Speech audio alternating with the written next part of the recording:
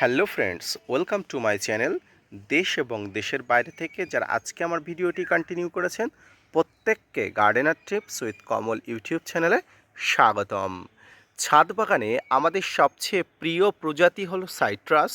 এই সাইট্রাসের নানা প্রজাতিগুলো আমরা সংগ্রহে রাখি, গাছগুলোকে পরিচর্যা করি, সেখান থেকে প্রচুর পরিমাণ ফলনের আশা করি।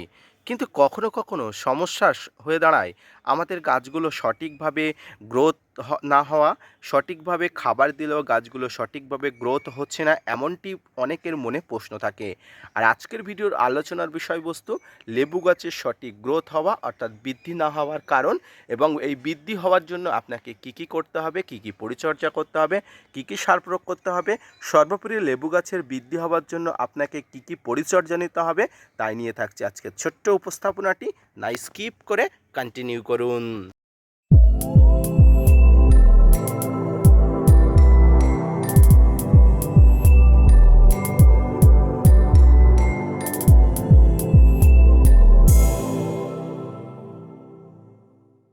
সুপ্রিয় দর্শক মণ্ডলী, ছাদ বাগানে লেবু গাছের গ্রোথ না হওয়ার অন্যতম প্রধান কারণ কিন্তু সঠিকভাবে খাবার না দেওয়া।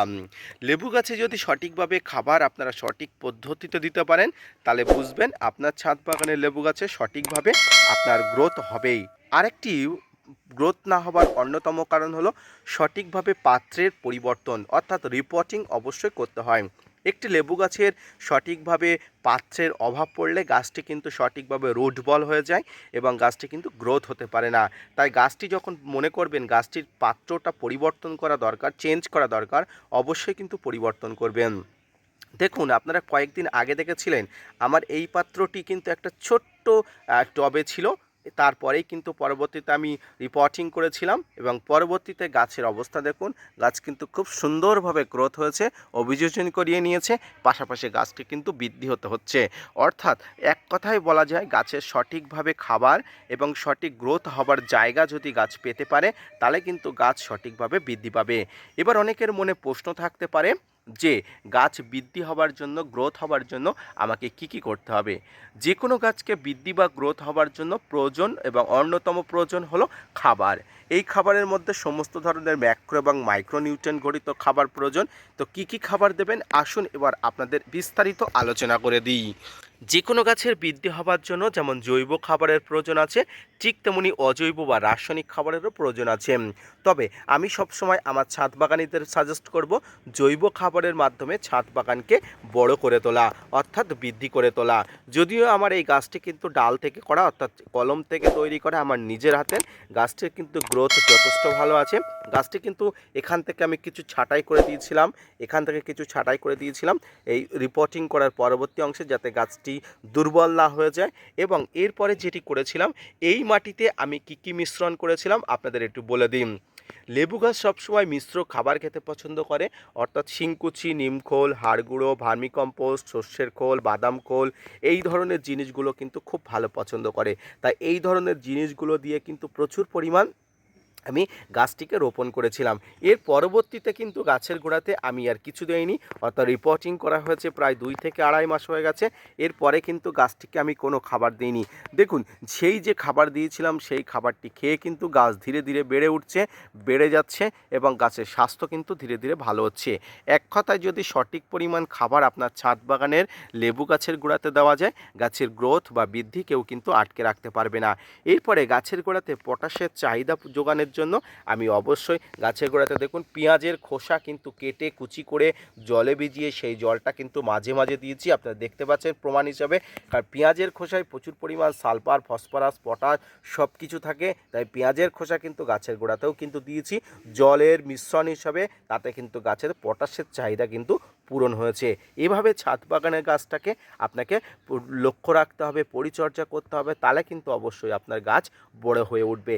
এরপরে আসি গাছের বিভিন্ন ধরনের রোগ, ফাঙ্গাস, বিভিন্ন ধরনের ব্যাকটেরিয়ার আক্রমণ ঘটে, সেগুলো যদি আপনি সঠিকভাবে লক্ষ্য রাখতে পারেন তাহলে কিন্তু গাছ বেড়ে উঠবে।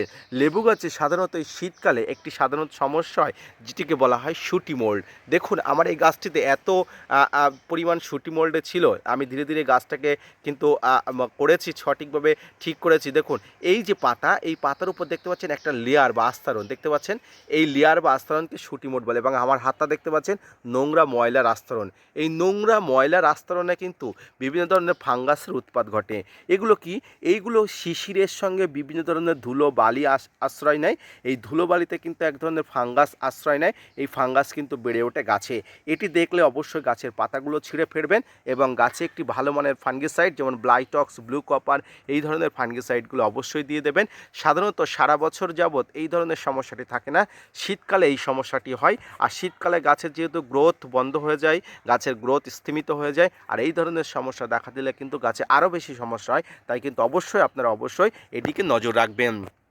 পাশাপাশি গাছে সপ্তাহে একবার করে হাইড্রোজেন পারঅক্সাইডগুলো জল দিয়ে যদি আপনারা স্নান করিয়ে দিতে পারেন, গাছ খুব ভালো হয়। ব্যাকটেরিয়া বিভিন্ন ফাঙ্গাসের উৎপাত থেকে গাছ বৃদ্ধি পাবে, মুক্তি পাবে এবং এখান থেকে গাছ কিন্তু প্রচুর পরিমাণ কিন্তু নিজের স্বাস্থ্যকে ভালো রাখতে পারবে। সুপ্রিয় দর্শক মণ্ডলী, এই কটি পরিচর্যা যদি আপনি আপনার ছাদ বাগানে টবের মাটিতে করতে পারেন, তাহলে লেবু গাছের গ্রোথ হওয়া কেউ আটকাতে পারবে না।